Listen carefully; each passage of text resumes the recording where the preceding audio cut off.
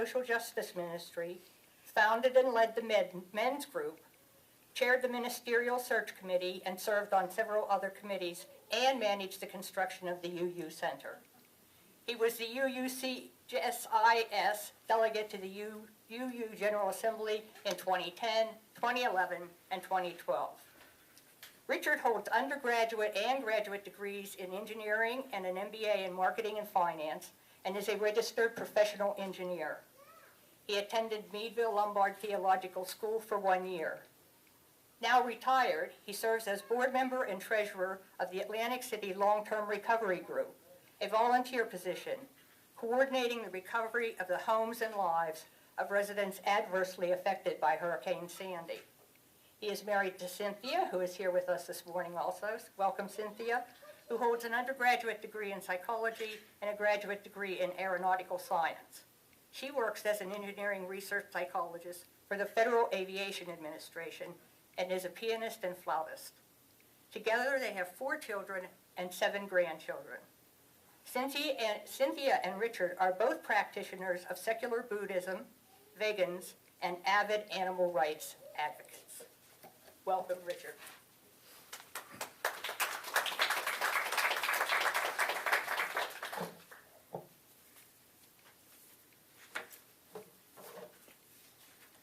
Well, it's a great joy to be here again. As you've heard, I've been here 6 times before, spoken on such heady subjects such as patriotism and Unitarian Universalism, finding truth, the power of love, death as a spiritual journey, the purpose of our lives, and our place in the universe. The topic today, I believe, is no less important than any of those. The subject of today's talk is the ethical and moral relationship between humans and animals, or as some might refer to it, between human and non-human animals.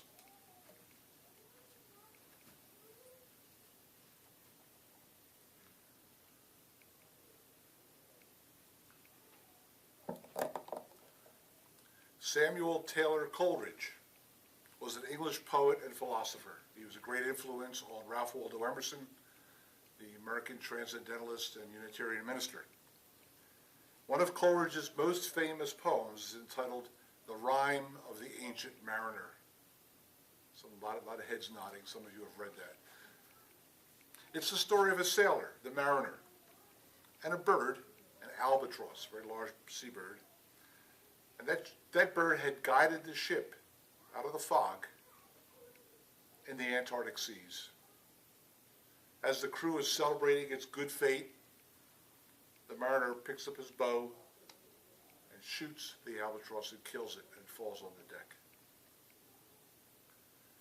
Because of this act, the ship and its crew were cursed with calamity. And for that act of cruelty, the crew forced him to wear the carcass of that albatross around his neck. You've heard the phrase, someone has an albatross tied around their neck. That's where that comes from. Eventually, all 200 of the sailors die on the deck of the ship, and only he is left. So during a lonely calm, surrounded by dead sailors on the deck, he looks down into the sea, and he realizes the beauty of the sea creatures surrounding the ship. The creatures to whom he had earlier referred to as 1,000 slimy things. But now he thought, oh, happy living things, no tongue their beauty might declare. A spring of love gushed from my heart, and I blessed them unaware.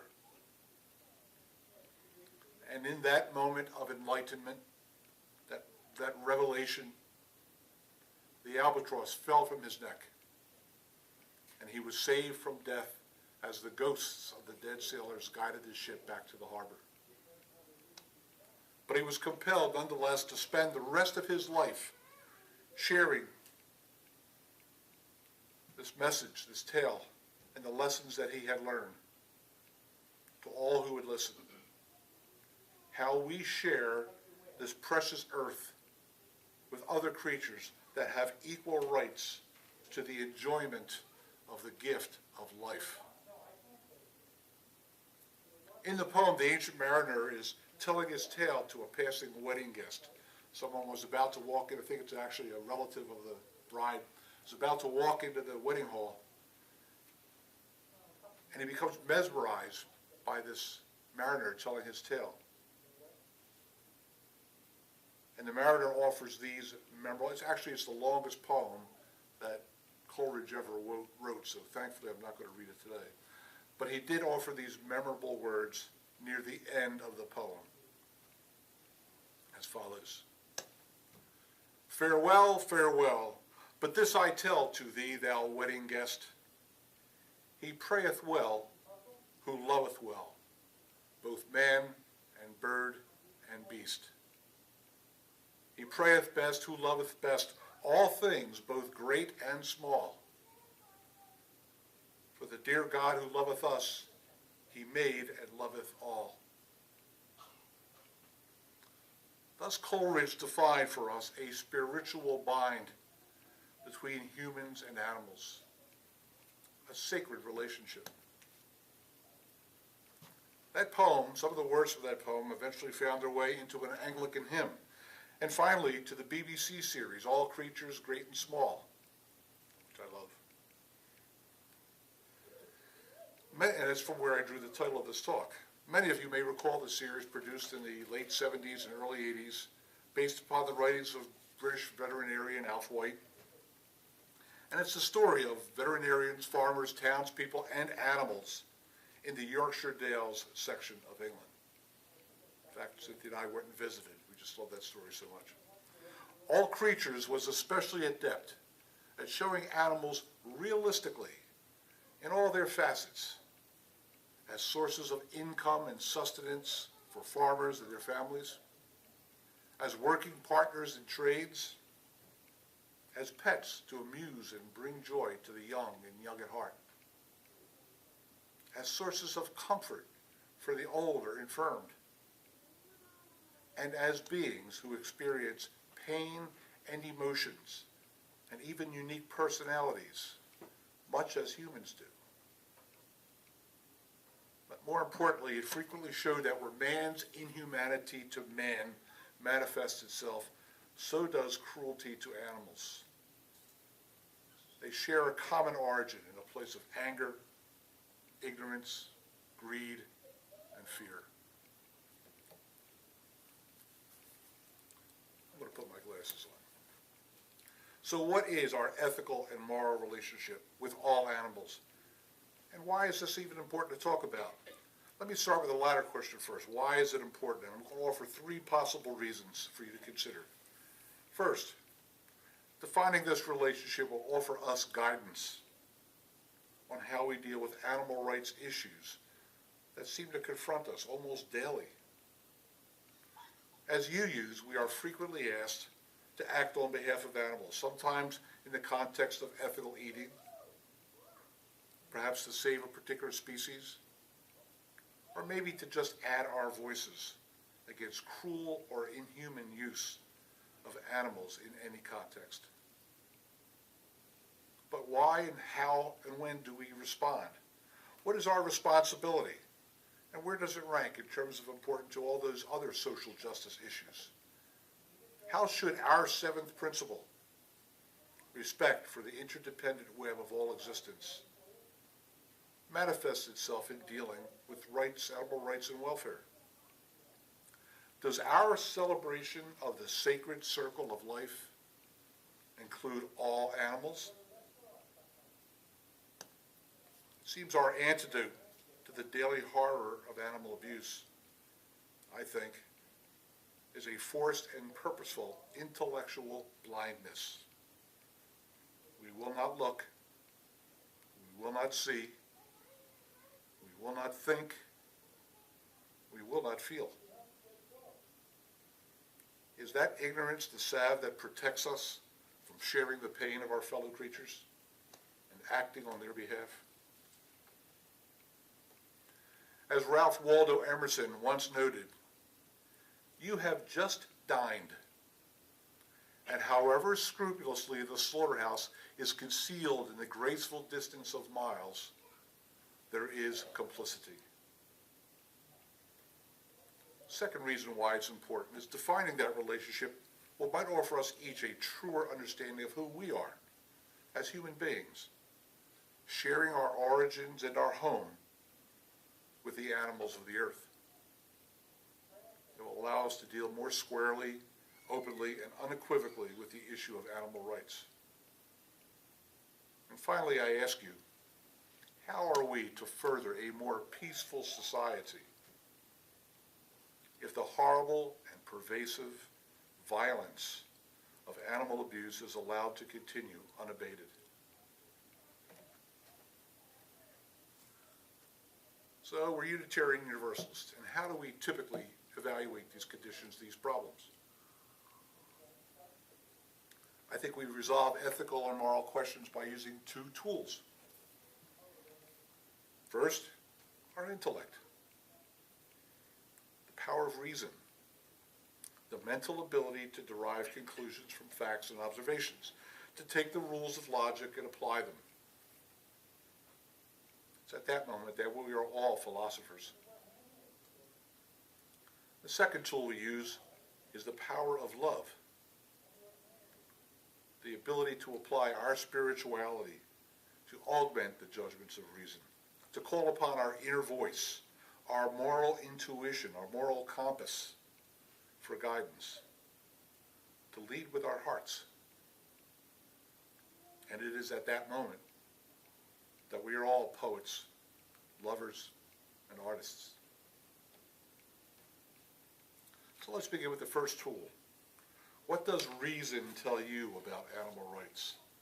Well, despite 2,000 years of philosophical debate, there remain strong voices on both sides, and no real consensus that I've been able to uncover, although the tide does indeed now seem to be shifting to more awareness of animal rights. As a matter of fact, someone mentioned the New York Times here today, 2 weeks ago, not this Sunday, but last Sunday, there was actually an article in the editorial page promoting animal rights in the New York Times. I thought that was shocking. So it was a wonderful surprise. But let me discuss the three questions that come up, the three philosophical questions, the use of the brain, and let's see where your powers take you. The first philosophical question that arises is whether we believe animals experience pain, pleasure, joy, anxiety, depression, the characteristics that we ascribe to being alive and being conscious. If we believe that, then philosophers agree that animals have what we call moral standing. And if they have moral standing, then they have rights of some sort, and violating these rights is immoral. Let me put it another way. Is it wrong to slaughter a pod of whales simply because it angers humans? That would be the ethical question.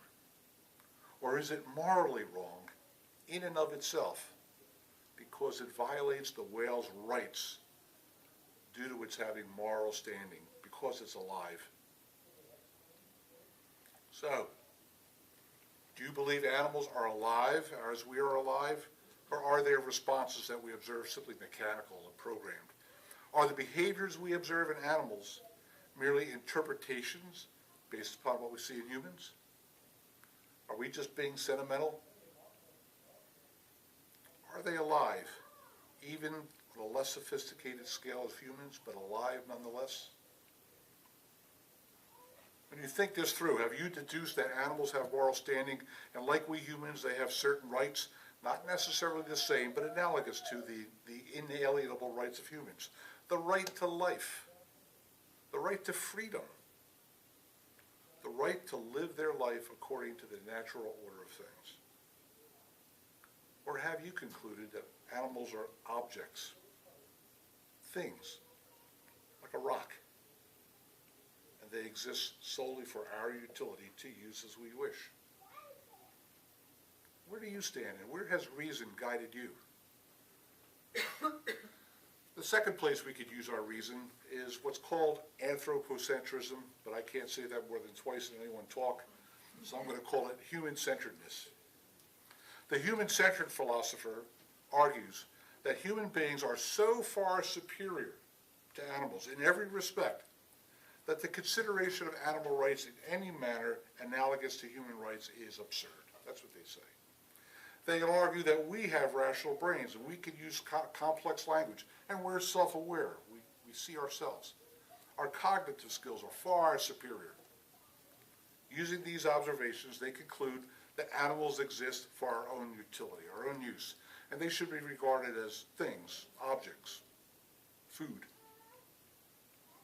And moving beyond this, they argue that it is acceptable, for example, to subject millions of animals per year to pharmaceutical testing, half of those being subjected to pain, only 25% of those given anesthesia, because it yields benefits to man. It may save human lives, relieve human suffering, or extend our life by a few years, maybe. As Carl Sagan reportedly observed, how smart does a chimpanzee have to be before killing him constitutes murder? Human-centered philosophers also argue that similarly that the raising and slaughter of tens of billions of animals every year in horrible conditions, subjecting calves and pigs to a lifetime in a pen, crammed between the boards of a wooden shed, chickens in dark, filthy cages, they claim that it's completely necessary and morally justifiable for the efficient and affordable feeding of human beings. On the other hand, the biocentric, the guys I like, philosophers, note that the definition of superior is our definition. The so-called superior human being, us, kills for sport and pleasure, routinely engages in genocide, hates, seeks revenge, behaves cruelly, is avaricious and consuming, and accumulates more resources of the earth than it can ever use. Whereas the so-called inferior animals can fly. They can breathe underwater. They can build intricate hives and webs. They can migrate for thousands of miles, and they exhibit color, grace, and beauty unmatched by any human. And more importantly, biocentric philosophers believe, as I do, some animals can express affection and loyalty more truly and more deeply than some humans. So what do you think? Where do you stand? The final brainy philosophical argument may be characterized as kinship. The philosophers supporting animal rights argue that our biological and behavior similarities are so great that it doesn't make any sense to draw a distinction between animals and humans. We share 96% or more of our DNA with chimps. The functioning of our nervous system is identical with many animals. The appearance of the human embryo at the very early stages often cannot be differentiated from that of a horse or a pig. The list of similarities is long and startling and growing all the time as we learn more about animal neurobiology and behavior. On the other hand, the anti-animal rights advocates dismiss biological similarities as having no moral significance. And as to behavioral similarities, they argue that animals are just, their behaviors are grossly minimal, simplistic, inferior. So where do you stand? Do you agree that we are kin to animals? That they are part of our family and should be treated as such?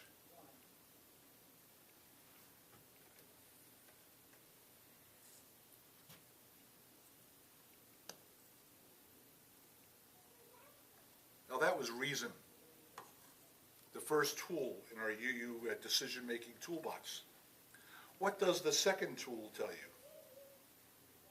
The power of your spirituality, the power of love, that place deep within the mind from where compassion and empathy arise. What does love tell you? In what direction does your moral compass point you? I need to tell a story. As a young man, I resided in South Philadelphia. And in my neighborhood, rows and rows of houses, there were several slaughterhouses, referred to in their signage by the word abattoirs, which is a more delicate term. On one sunny summer afternoon when I was about the age of 10, so that makes it 58 years ago, one of my friends came running into the corner candy store and pinball arcade, hollering, "Hey, there's a horse running down 2nd Street." "No, idiot, that's a cow," came another voice. A steer had escaped from one of the slaughterhouses on the wooden ramp leading from the delivery truck and was leading the police and slaughterhouse employees on a chase through the urban landscape, followed by a trail of excited kids, including me. At about 15 blocks from where the steer had broken loose, now, those of you who might know Philadelphia, this all occurs at the corner of 2nd and Walnut, which is now a Sheraton Hotel. At that time, like much of my neighborhood, it was just a vacant, broken down lot. So about 15 city blocks from where the steer had broken loose, the police had lost their patience. And the commander ordered the police to kill the steer. In a hail of bullets from every police officer on the scene, I watched that steer fall and die on a vacant neighborhood lot. It was my first confrontation with death, my first witnessing of the death of a creature bigger than a bug.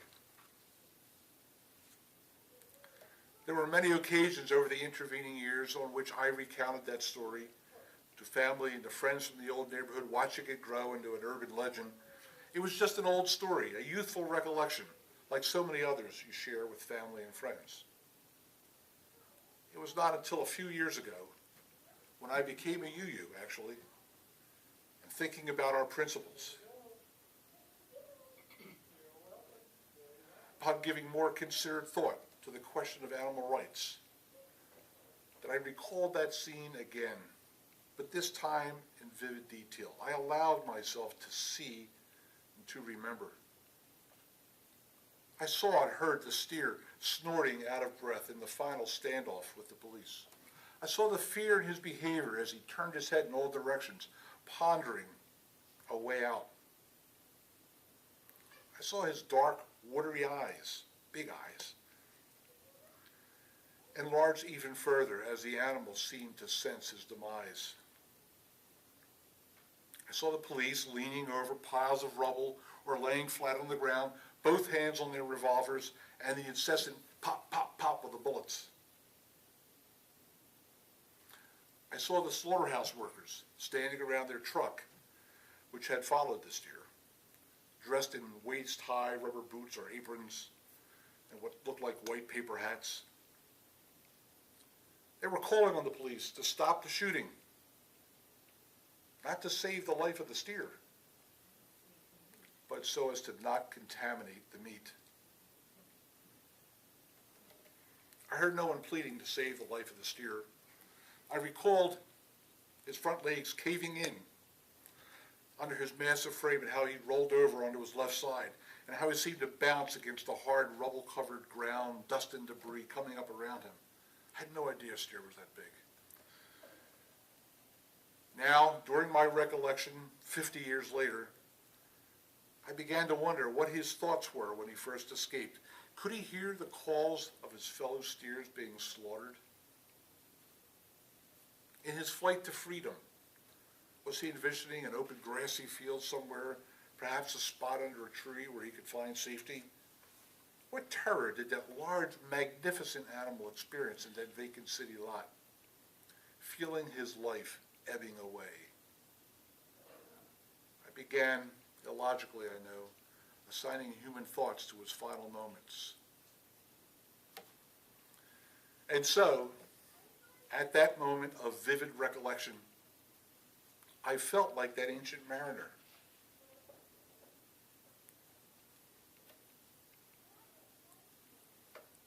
Standing in the middle of death and horror, experiencing my personal moment of enlightenment, my revelation, agonizing over the long ago death of an innocent animal. An animal who has now become part of my psyche, a stain on my memory. And now each time my wife comes to me, which she does a lot, with her pleadings to help save the Alaskan wolves or the New Jersey bears, or to participate in an effort for cage-free eggs and ethical eating, I am re-enlightened, I'm reinvigorated. Perhaps I am paying a long overdue societal debt to that dead steer. So, if your reason fails you, if the philosophical arguments for animal rights seem irresolute and murky, then I invite you to call upon your spiritual selves. Allow yourself to see the horror of how we treat our fellow animals. The information, as you all know, some of it is very graphic, is easily available. But then go. Go where love takes you. And muster some of that UU courage in the face of injustice and take action. I thought a very useful exercise was to imagine those who come after us, 50, 100, 200 years from now, looking back on our behavior towards animals, much as we now look back on those who engaged in neglecting and abusing the mentally and physically disabled, or who put children to work in horrible conditions, or who destroyed our environment out of greed, who fought wars of oppression, or who engaged in racism. Imagine, if you will, our descendants looking back on us and asking, oh God, what on earth were they thinking? How could they have been so cruel? Why didn't they do something? Having engaged our reason and our spirituality, we will all certainly not arrive in the same place. After all, we are UUs. That's the way it is. What is important is that we each face these issues head on. Fearlessly examine the facts. Do your research. Think through your personal responsibility.